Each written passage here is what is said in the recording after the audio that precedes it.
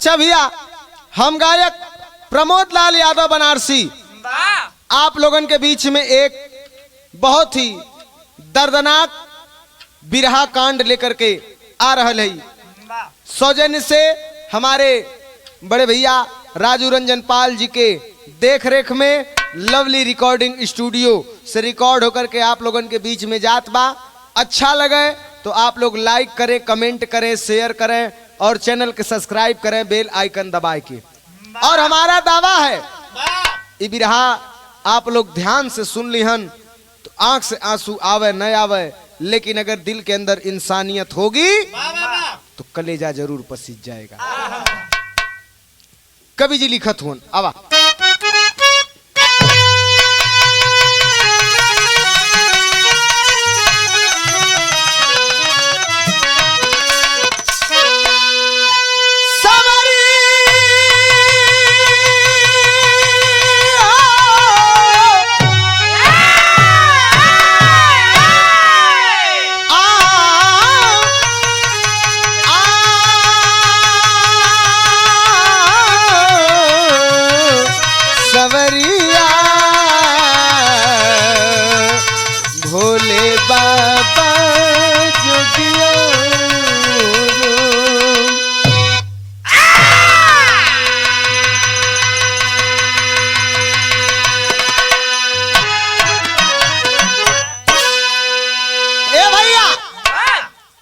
कहल गई अधजल गगरी छलकत जाए।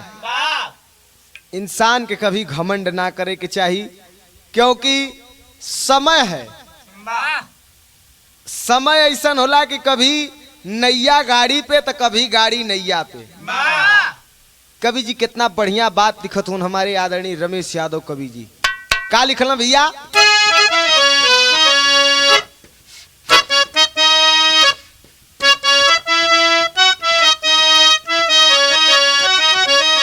अरे भले ना पले खग गगन की ऊंचाई, लेकिन धरा पे पड़ा उसका चारा। मीन को मिलती है ना जल में समाधि,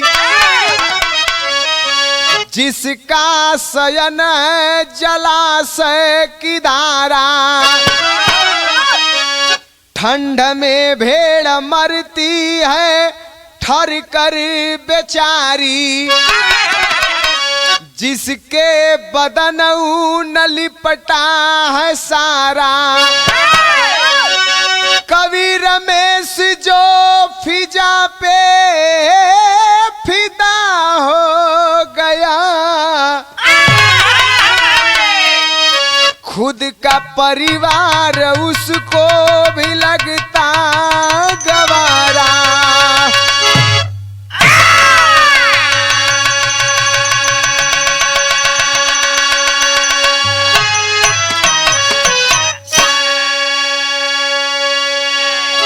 भले ना पले खग गगन की ऊंचाई, पंछी कितना हु आकाश में चल जाए लेकिन ओकर चारा जमीन पे होला।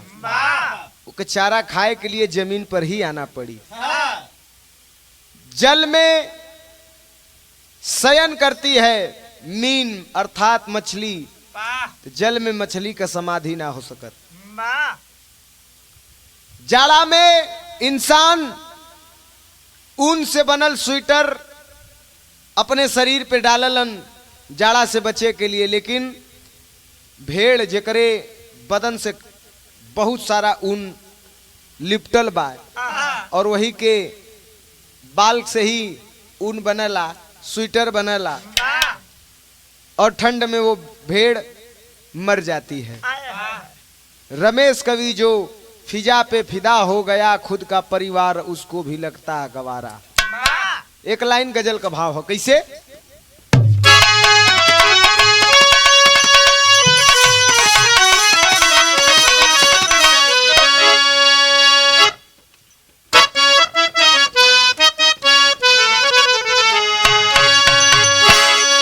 अरे ख्वाजा पिया ख्वाजा पिया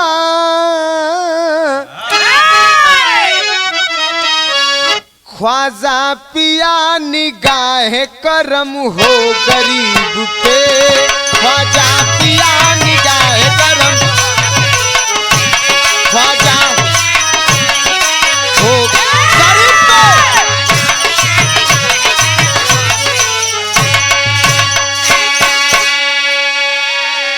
लेकिन गाना का भाव हो का कवि जी लिखत हुअन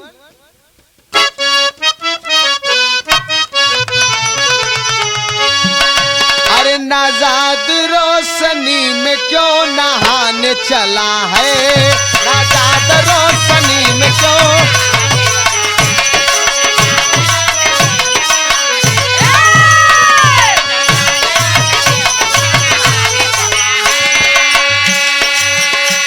नाजाद रोशनी में क्यों नहाने चला है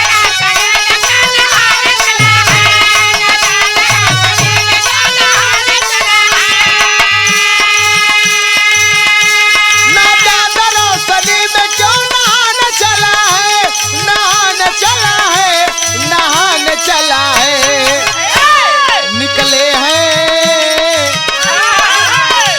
निकले हैं अभी पर को क्यों जलाने चला है निकले हैं अभी पर को क्यों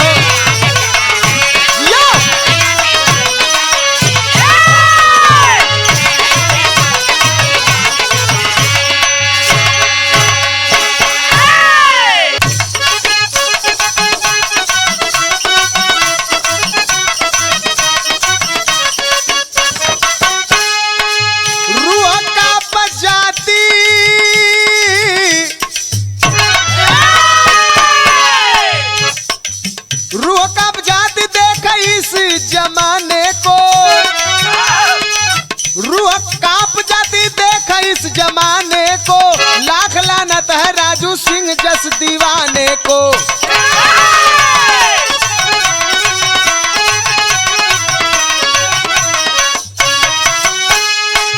पत्नी मीरा से राजू सदा डाह रखता था रीना से बॉम्बे में प्यार करता था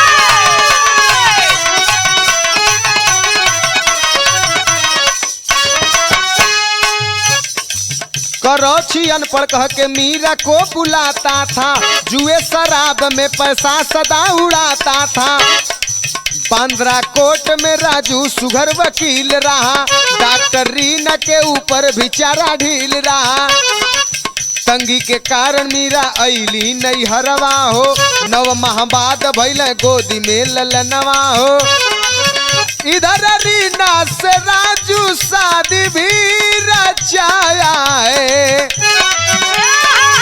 इधर रीना से राजू शादी भी रचाया है बांद्रा में ही बंगला लेकर घर बसाया है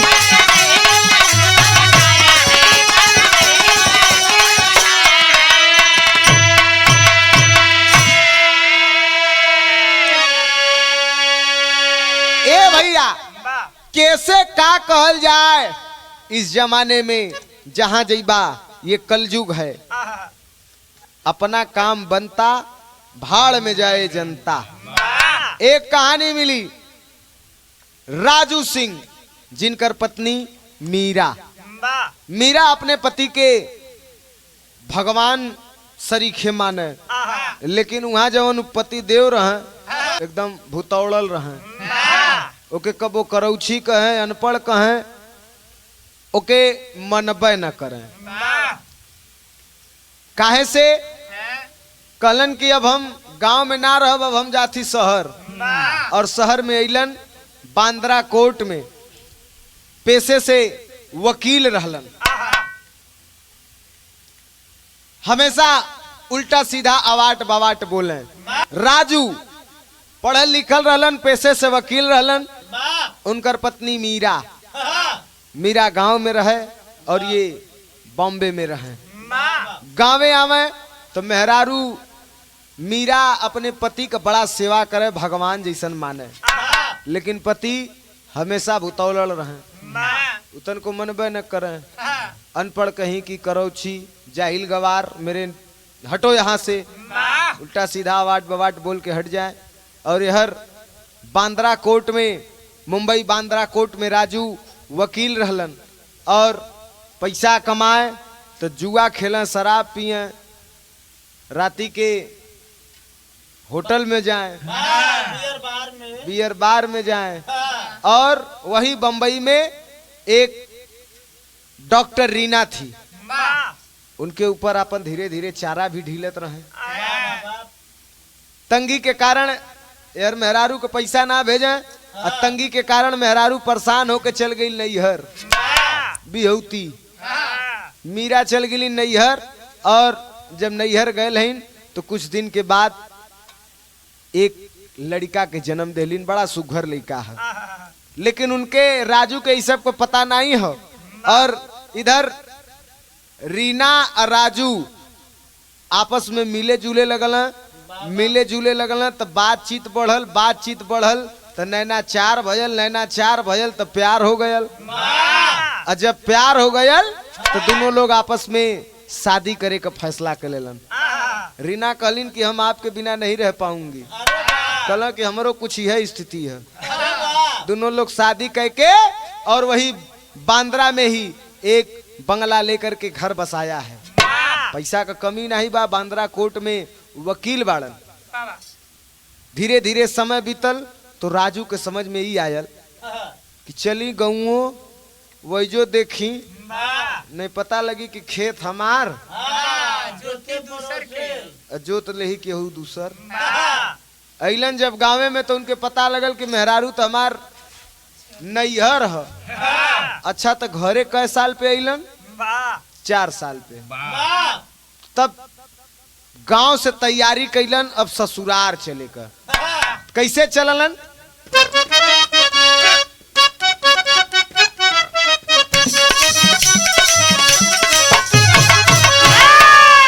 कैसे चलल हुआ? ससुरार चला, ससुरार चला, ससुराल चला, राजू बनाव बतिया। ससुरार चला, ससुरार चला, राजू बनाव बतिया। ससुरार चला।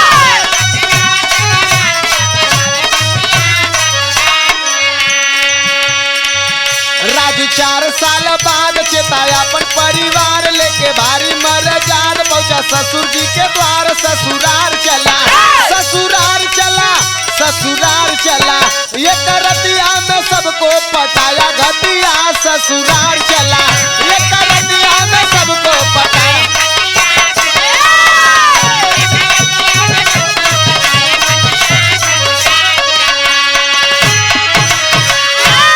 ए भैया 4 साल के बाद अइलन है ससुराल में। और जब ससुराल में अइलन है तो पता लगल है कि हमार एक ठे लड़का भी बा।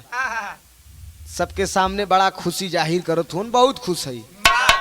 अपने ससुर जी से, सास के, अपने मेहरारू के, अपने बात के जाल में लगलन मोहत मोहत मोहत मोहत। एक रात में सबके पटाए भी लेलन।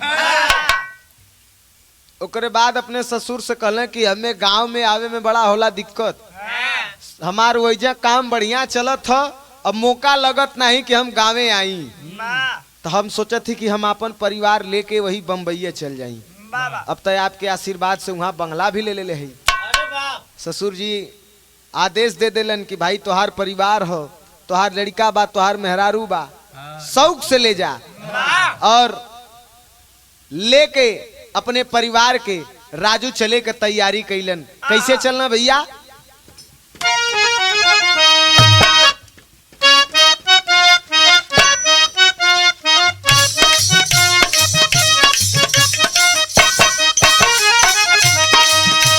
राजू चललन, अरे राजू विदाई, राजू विदाई चला कराई। मीरा लियाई संगवा, सहरिया चली भइले, सहरिया चली भइले।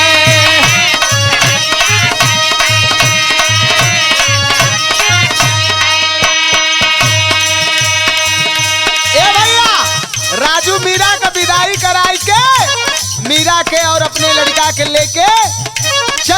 साथे में शहर के तरफ। ट्रेन स्टेशन पे अलन, स्टेशन से ट्रेन पकड़लन बम्बई के। पूरा रास्ता बीत गई हो और जब बम्बई के नियरा गयल हुआ तो एक काम भयल। का भयल? कल्याण स्टेशन गइल जब आई,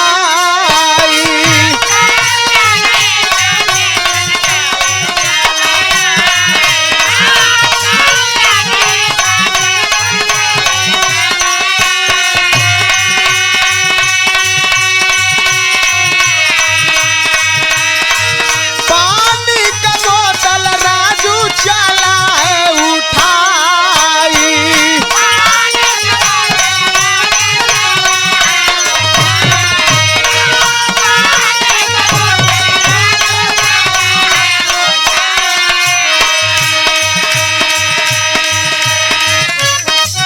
अरे पागल मौका,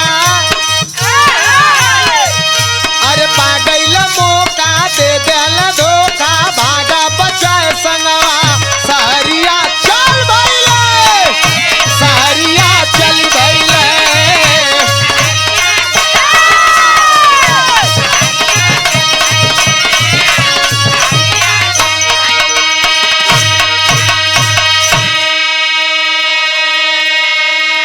ए भैया जब धीरे धीरे कल्याण स्टेशन पे आए के गाड़ी रुकल हो, स्टेशन पे गाड़ी कितना देरी रुकी?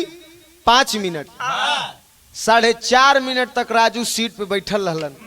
जब देखलन कि अब गाड़ी सिटी हारन मार देले हो चले बदे, और वही समय बोतल उठौलन और उतर के खिड़किया के समन्वय नल रहल और वही जे नल कोरी मुंह घुमा के लगल पानी भरे। यहर गाड़ी धीरे धीरे चल दिले बा। गाड़ी धीरे धीरे चल दिलस। लोग अंदर से आवाज देतुन कि अरे गाड़ी खुल गल, चढ़ा चढ़ा चढ़ा। सुन करके अनसुना कर दिया और गाड़ी रफ्तार पकड़ लेती है, आगे चली जाती है। और यहर अपने पति का साथ छूट गयल, अपने लड़का के लेके बंबई शहर में वह मीरा पगलन के तरह हर से वहर भटकत हले के लड़का के। लोगन के फोटो दिखाए दिखाए के पूछत है कि भैया इनके चिन्हत हुआ, ई कहाँ रहलन जानत हुआ? लेकिन केहू ना बतावत बा। माया नगरी बा, पास में एक अच्छा दाना ना हो, फूटी पैसा ना हो। लड़का भी बिलख बिलख के रोवत है कि माई कुछ दे दे तू तो हम खा ले। रात भयल हो, और रात जब भयल तो फुटपाथ पे लड़का के लेके अपने सूत जाए मीरा। एक दिन के बाद मीरा रात में सूतल हो, भयल का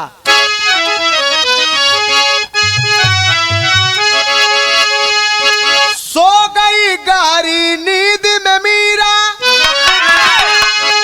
बचवा को भूख सताया है, कुछ खाने की तलाश में मुन्ना आगे कदम बढ़ाया है।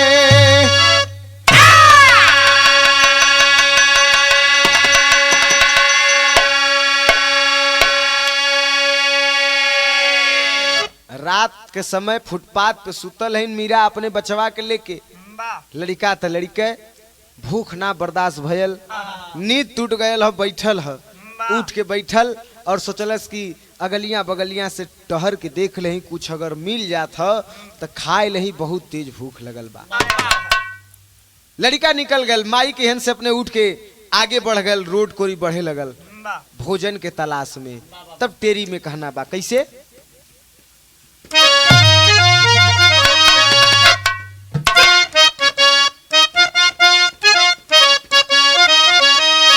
अरे विधाता तोरा लाही रमतिया,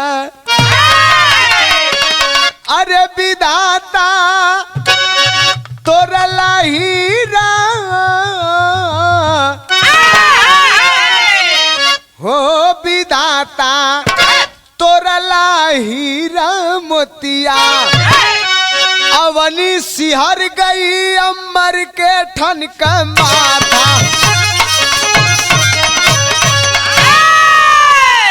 अवनी सिहर गई अंबर के ठनके माथा, विधाता तोरला हीरा मोतिया। लड़का चल दिलस भोजन के तलाश में। कुछ देरी के बाद मतारी कभी जब नींद टूटल है मीरा के, तो पास में जब अपने बेटवा के ना देखलिन, बुखलाए के लगलिन खोजे कि अरे हमार लड़कवा कहाँ गयल। आगे पीछे दाएं बाएं दौड़ के देखथिन कि कहीं अगलियां बगलियां तो हो कि कौनो उठाए के लेके चल गईलन। मन में तरह तरह का सवाल उत्पन्न होत हो, लेकिन कहना बा कैसे।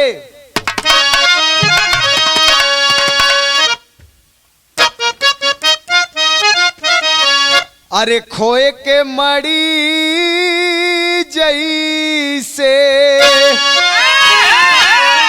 सिर ढूढ़ले नगिनिया हो, वैसे मीरा ढूढ़ले बवरिया ये बाबूजी। त कचरा से चुनी बचवा भोजन करत रहले, पड़ल पुलिस वाले के नजरिया ये बाबूजी। कुछ दिन पुलिस लाई के थानावा में रखल हो,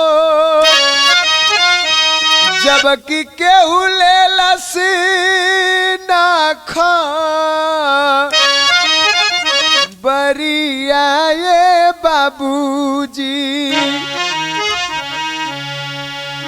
मीरा अपने बेटवा के खोजे थीन, जैसे सर्प के मड़ी खो जाए तो सर्प पागल होके इधर उधर खोजे ले, वैसे ही रोवत है छपटियात है। लोगन से पूछत है कि ये भैया 4 साल का हमार बचवा रहल है, कहीं देखला है लोगन? कोई ना बतावत बा। रात के अंधेरे में रोड पे गली में नाका पे हर जगह तलाश करत ही, लेकिन लड़का कहीं मिलत ना हो।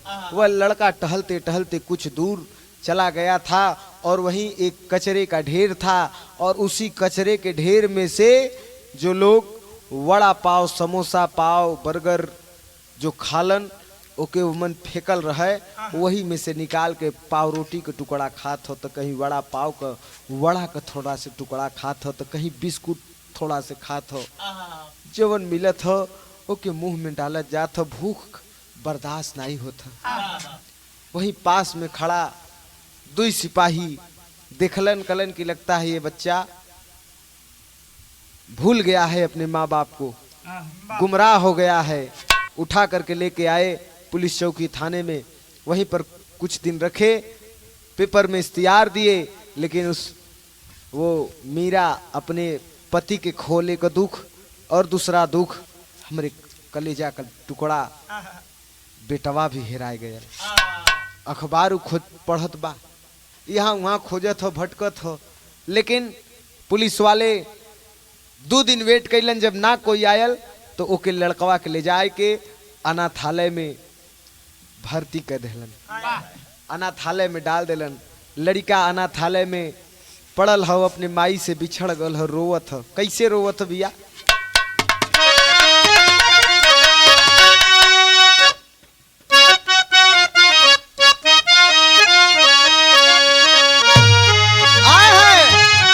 अरे तडारे ललनवा बैठल,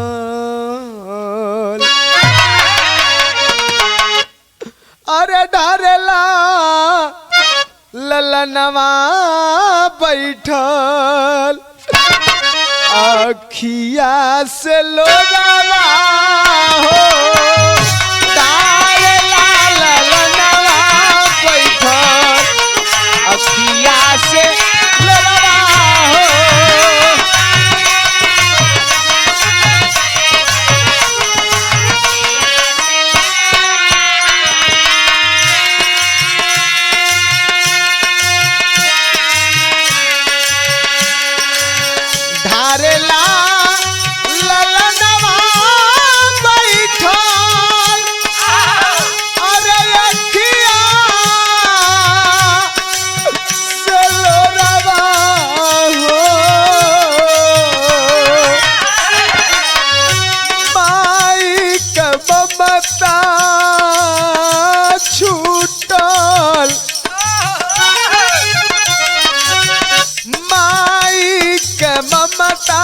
छूटल बाबूजी का कोरावा हो।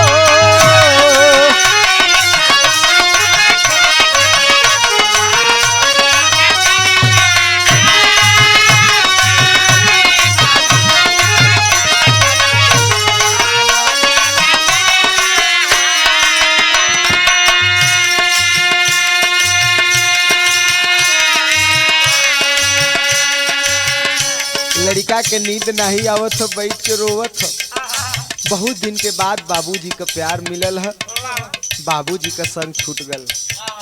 हमार माई बचपन से हमें करेजा से साट के रखलस, माई का भी साथ छूट गल।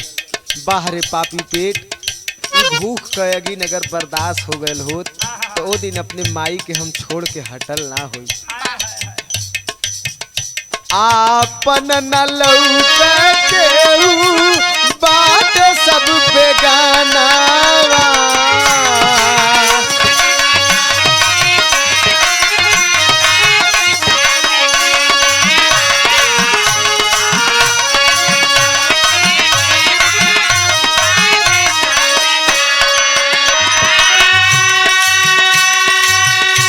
के करा के हाथे करब भोजनवा।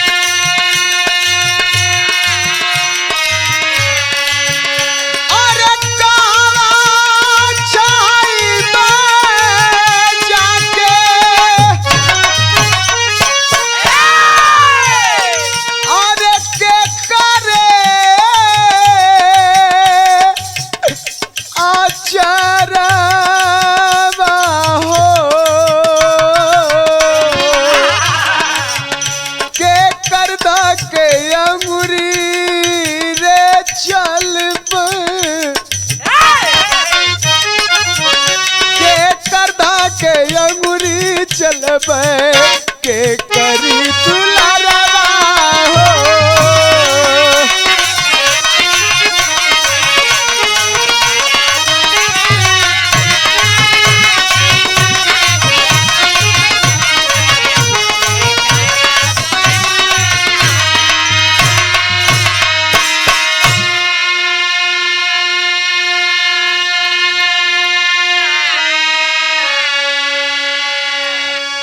ए भैया रात में बैठ के रोवत है, के कर अंगुरी धर के चलब, के हमार सहारा बनी, यहाँ सब बेगाना हो, आपन केहू नहीं हो। माई का साथ छूट गल, बाऊ का साथ छूट गल। ई माया नगरी यहाँ तक खाली पैसा बोलेला, कोई के लगे इंसानियत ना है कि हमरे माई के पास हमें पहुँचावे। अनाथालय में रहते रहते एक दिन वह लड़का अनाथालय से भाग पड़ता है अपनी माता को खोजने के लिए, और खोजत खोजत दादर पहुंचल हो सब्जी बाजार में, और वहीं विधि का विधान देखा कि वो लड़के का पिता राजू और राजू की प्रेमिका डॉक्टर रीना अचानक देखलस कि एक लड़का हो, बहुत खूबसूरत लड़का हो, लेकिन लगत है नहैले कई दिन कबाए, कुछ खैले ना हो, घूम घूम के यहाँ वहाँ जऊ न मिलत हो, अत्ता पत्ता कुल खात बा। खलस कि हमें भगवान शादी तो हो गए, जोड़ा मिलल बड़ा बढ़िया, लेकिन औलाद एक को ना हुअन। तो इ लड़का के अगर हम अपने साथ लेके चली, धर्म का बेटा बनाए के अपन एके अपने साथ में रखब, एक पुण्य कभी काम हो जाई। रीना पास में बुलाती है बच्चे को, पानी पिलाती है, कलश की बेटा भूख लगल है, कहे कि हमके भूख लगल है। अब भूख से बड़ियार हमें अपने माई से मिले के भूख लगल है, हमार माई हेरा गल है। कह तोहार माई हेराल है कि तू हेराल हुआ, चला जब तक तोहार माई ना मिलथिन तू हमरे साथ रहा। आय है गाड़ी में बैठाए के उ लड़का के अपने साथ घर पर लेकर आती है। राजू भी ये स्थिति में देख के लड़का के पहचानलन ना, और कलन की इसको घर पे रख लो, बढ़िया कपड़ा दिला दो, नहवा दो, खाना खिला दो। अक्सर रात में सुतले पे राजू आवे, जब वो लड़का सूत जाए तो ए भैया वो लड़का घर में रहे लगल, एकदम सगी मतारी से ज्यादा प्यार देवे लगल उस सौतेली मतारी। आय हाय हाय हाय, जवन कहे तवन खियावे, जवन कहे तवन पहिरावे, बढ़िया स्कूल में नाव लिखा देलस, घर पे बढ़िया ट्यूशन लगा देलस, पढ़े लगल। और यहर जवन माई रहनी, यहर जवन माई रहनी वो मीरा पागल हो गई है। लोगन की हन घूम घूम के फोटो दिखावे कि भैया हई हमार लड़का, हई हमार पति है, कहीं देखला है लोगन। रोते रोते आंख का आंसू सूख गयल है। जह तह सुते, जह तह जौने रोड पे मिले खा ले, कोई नेक दिल इंसान कुछ दे दे तो खा ले, नहीं तो घूमत रहे ऐसे। लेकिन एक कसक दिल में रहल का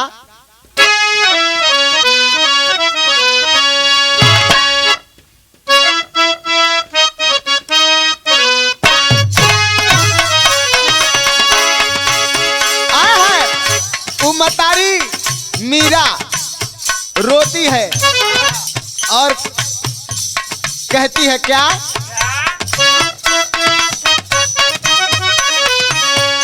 बेटी के भोजनवा मांगे,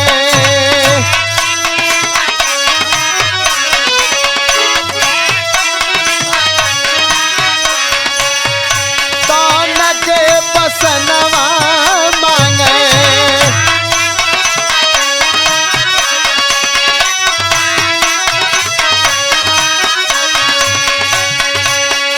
फोटो दिखा के मीरा,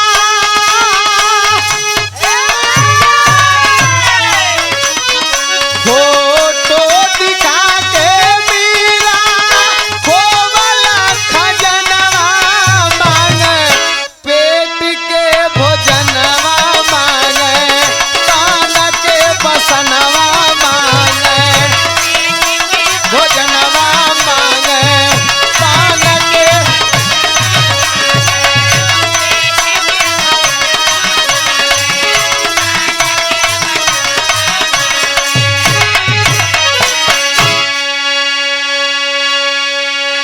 भैया वो कहीं खाना मांगे तो कहीं कपड़ा मांगे, तो फोटो दिखाए के लोगन से चिन्हवावे कि कोई जाने देखला है तो बतावा।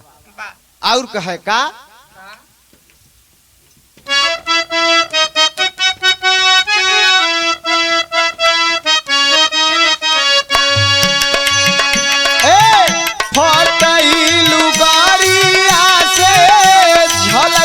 बदनिया हो,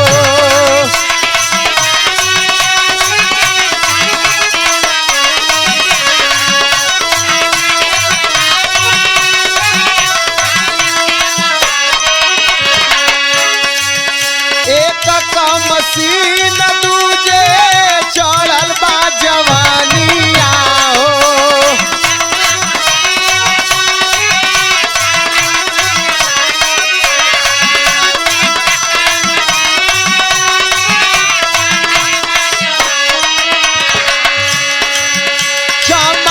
सुमनवा मांगे,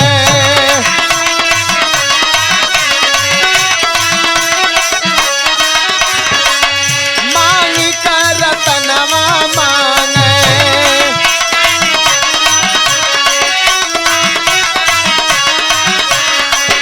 बन के बाउरहिया मीरा अपना ललनवा मांगे, पेट के भोजनवा मांगे, बसनवा मांगे।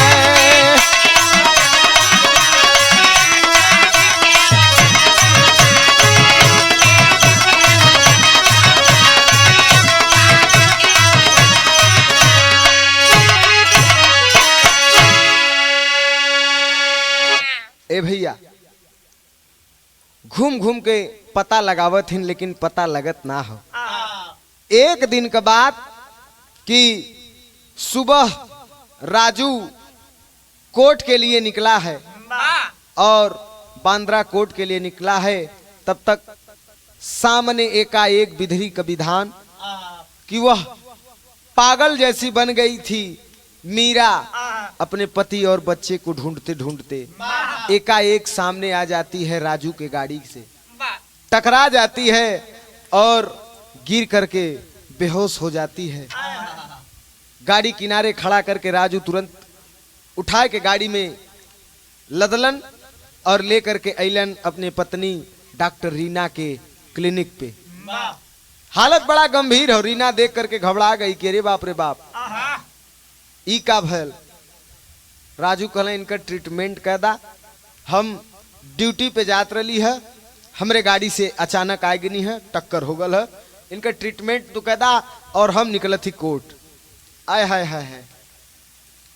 राजू तो निकल गईलन, लेकिन ट्रीटमेंट जब करे लगलिन, इलाज करे लगलिन, तब वो समय भयल का पहपट में कहना बा।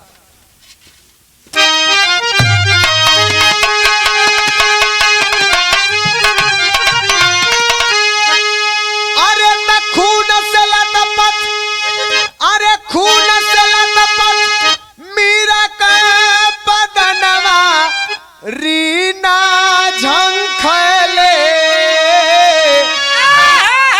अहोश रहल ना देखले बाए समनवा रीना झंखले। अरे दवा दारू दे रीना कैली जब उपचार हो, कुछ देरी के बाद में मीरा कैले नैनाचार हो।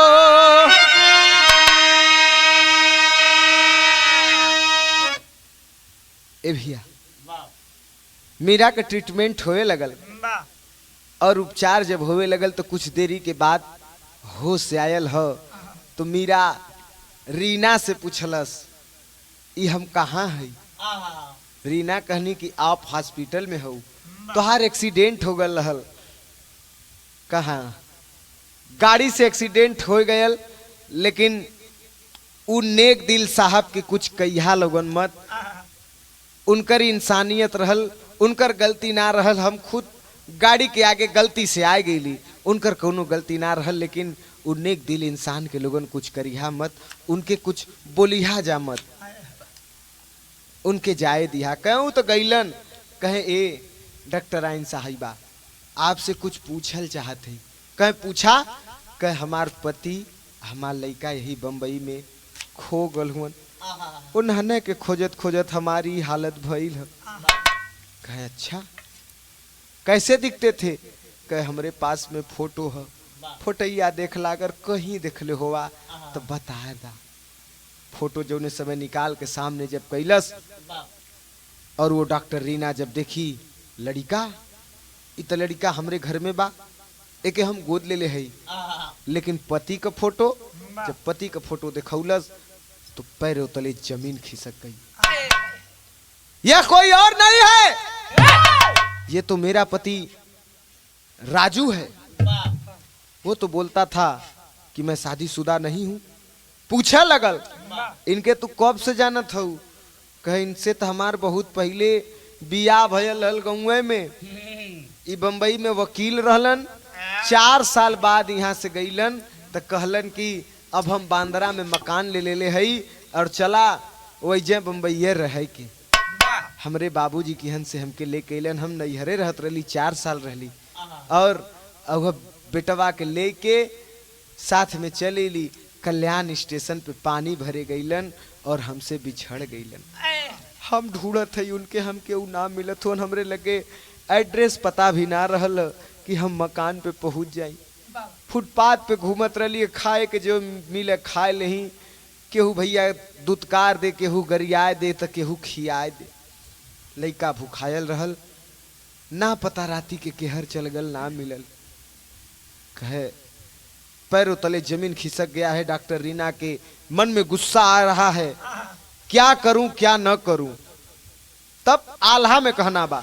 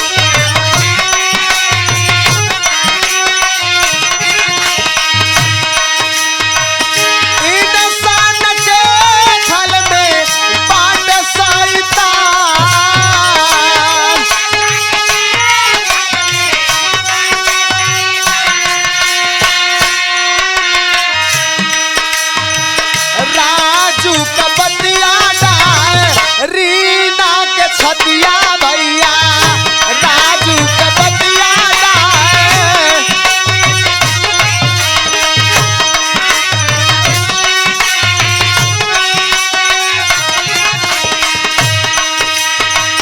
फोटो से बेटा पति के लेला पहचान।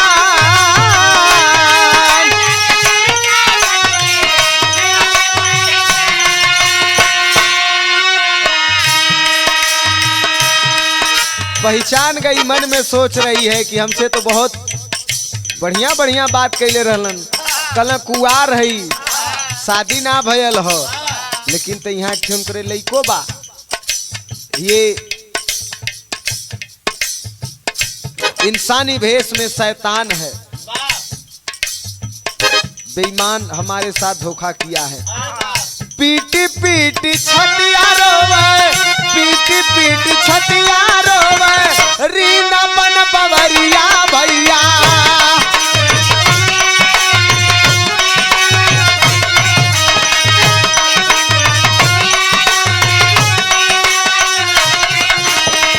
हॉस्पिटल में भीड़ जमा, हॉस्पिटल में भीड़ जमा, भइल श्रीमान।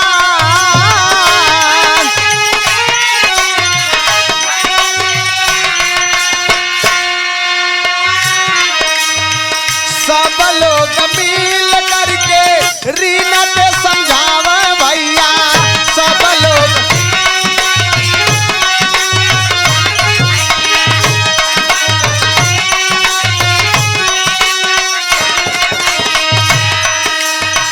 हुआ होई है जवन विधि का विधान।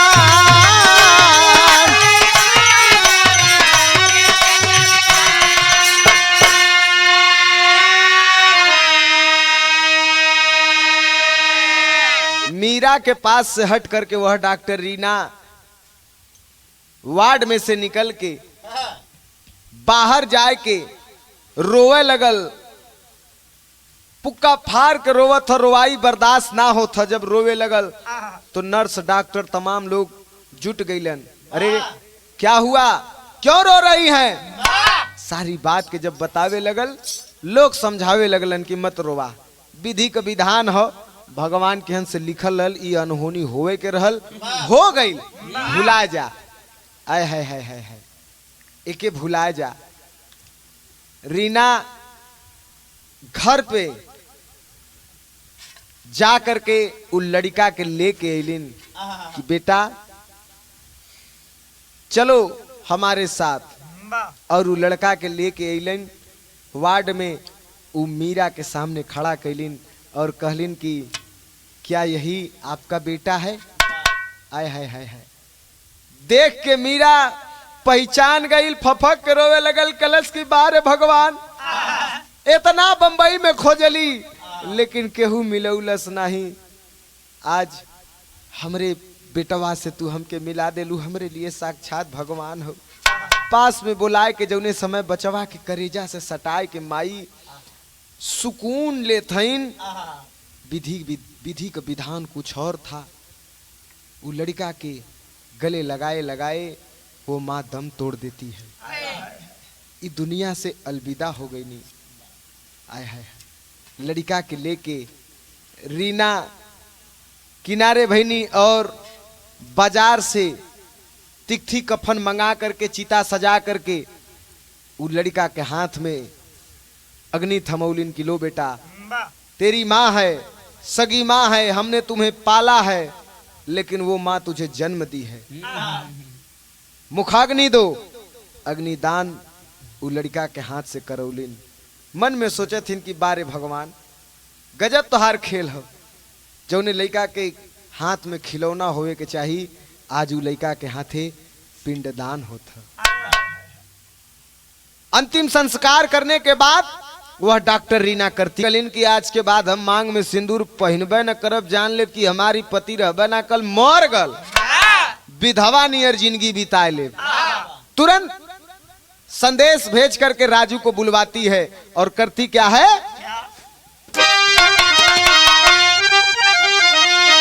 अरे करल खिंचाई रीना राजू के बोलाई के, अब भाग जा पापी आई गैला घर जलाई के, अरे बचा के चूनर रखबे फिर न लागी दगिया। बुलाए के लगलिन जब चाप, कलिन बहुत जल्दी यहाँ से भाग जाइए वरना पुलिस को बुलाऊंगी और आपको अंदर करवा दूंगी। बहुत जल्दी चले जाइए, आप बहुत बड़ा पाप कैले हुआ, बहुत बड़ा अधर्म कैले हुआ और उस महिला के साथ आप कतई सही नहीं किए हैं। इंसान आपको माफ कर देगा, भगवान आपको माफ कर देगा, शायद वह महिला भी आपको माफ कर दे, लेकिन मेरे तरफ से आपको माफी नहीं मिलेगी। जाइए। ओकरे बाद भयल का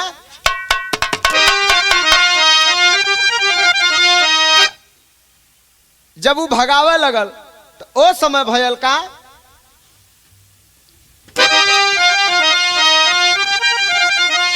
अरे दोनों जाने के बीच में बचवा बेतबा दोहाई, अब मम्मी पापा फिर से मत मारा दोहराई, माई सवारा फिर से खिली है उजड़ल बगिया, तो माहुर हो गईला से नूरवा ना पैरब मंगिया।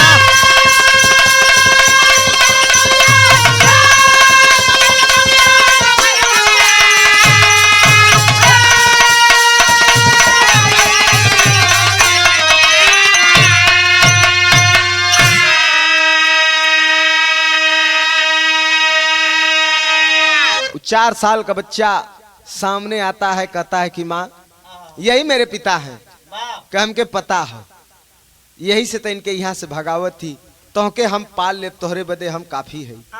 कह माई तो हमारा दुनिया के छोड़ के चल गेली, हमके बेटवा बना के तू अपने पास रखलू, हमार पापा यह हुन, त का ऐसा ना हो सकत कि जवन भयल सब बात के भुलाए के फिर से मम्मी पापा दोनों लोग साथ में रहा। हम माई का प्यार पौली, बाप का प्यार ना पौली, तो माई बाबू दोनों जाने का साथ में प्यार मिली हमें, तो हम अपने के बड़ा खुश नसीब समझब। फिर वह लड़का की बात पे दिल पसीज जाता है और सब साथ में रहे लगल।